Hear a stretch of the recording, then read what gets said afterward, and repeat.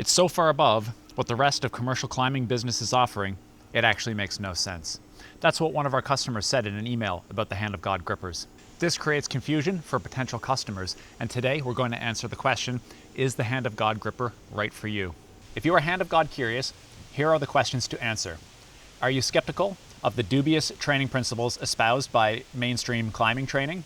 Do standard climbing tools seem suboptimal and injury prone? The Hand of God grippers aren't another edge of the week. They represent a fundamental new paradigm in grip training. The response, both positive and negative, highlights this fact. The positive reception is best summarized in the email that I just quoted from. The customer initially thought of micros as just a custom unlevel edge on rollers, but then they saw something deeper. The negative responses have been from those same commercial climbing businesses and influencers who see the Hand of God grippers and the Grip Gains training program as a threat to their business model. No.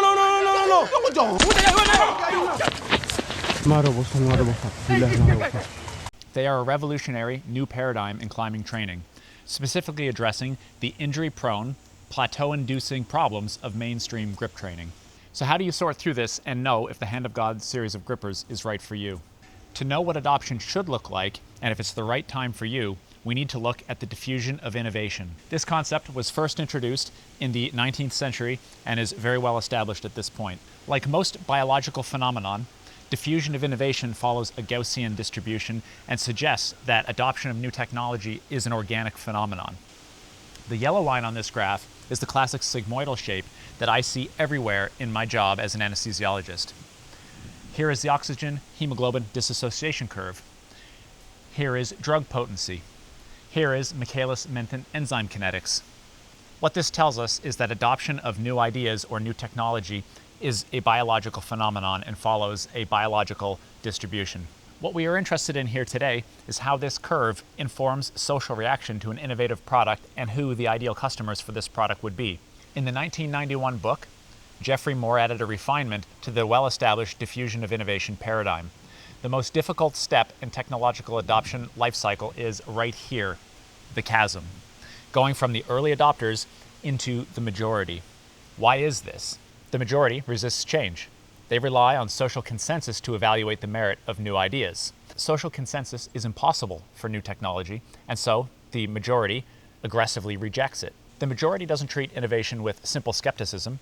They treat it with hostility or derision. Established businesses who serve the majority stand to have their business models disrupted, and so they push back. They use their marketing reach to reinforce cognitive biases that they know are present in the majority. So let's bring it back to grippers. As my enthusiastic early customer summarized, it's so far above what the commercial climbing business is offering, it actually makes no sense. Because of this, the idea will need to go through the diffusion of innovation life cycle. This is a mandatory step and there is no shortcut. Organic adoption is the only way. Right now, if you watch the Grip Gains series on my YouTube channel, it resonates with you, you understand the principles, and you see the deep and obvious flaws in the current paradigm, you are the ideal Hand of God owner. My dream for this project is that Hand of God grippers make their way into the hands of motivated individuals interested in long-term training and performance improvement, breaking off that personal plateau and into new realms of climbing that they didn't previously think possible. This is the experience that I had personally and what I'm excited to share. I received this email yesterday. I'm considering purchasing the micro grippers and crushers as well. However, I have a few questions before I make the investment. The person went on to ask many questions.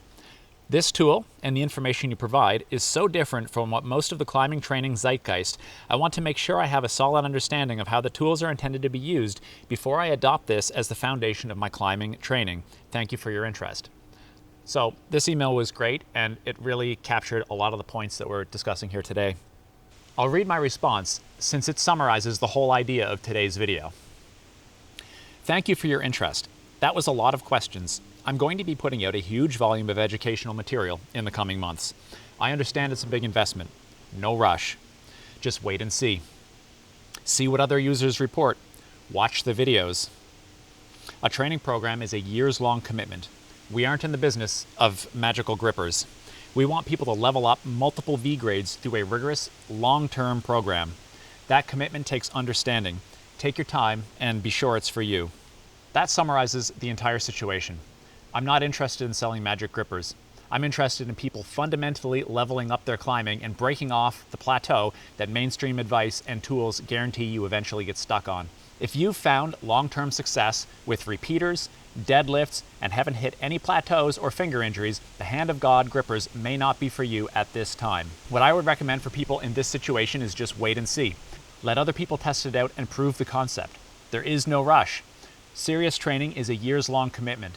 If you don't have a proper understanding, you're not going to commit, you won't get results, and you'll just confirm your pre-existing biases. That is a bad outcome for everybody, me and you as well. I don't want this experience for people. If you think the Hand of Gods look funny, they are not for you. I had the following conversation with another Hand of God user the other day, and he said, "For what it's worth, I think the micro is beautiful. I've grown to really, really love the micro." And I responded, "There's nothing more beautiful in this world than designs that are fully informed by function. It couldn't look any other way. I didn't design the micro, I discovered it."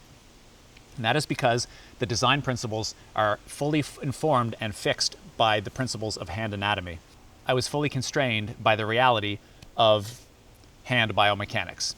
They look the way they are because they couldn't look any other way. If you are Hand of God curious, here are the questions to answer.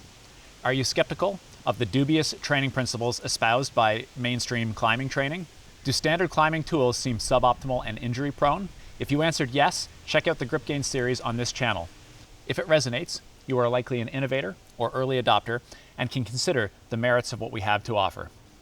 My dream for this project is that the grippers can find their way into the hands of serious, motivated individuals interested in long-term training who can have the same experience that I had, breaking off that long-term plateau into new levels of climbing that they didn't previously believe possible. Those guys learn to love the grippers as much as I do. They tell their friends, and we grow from there through an organic adoption process.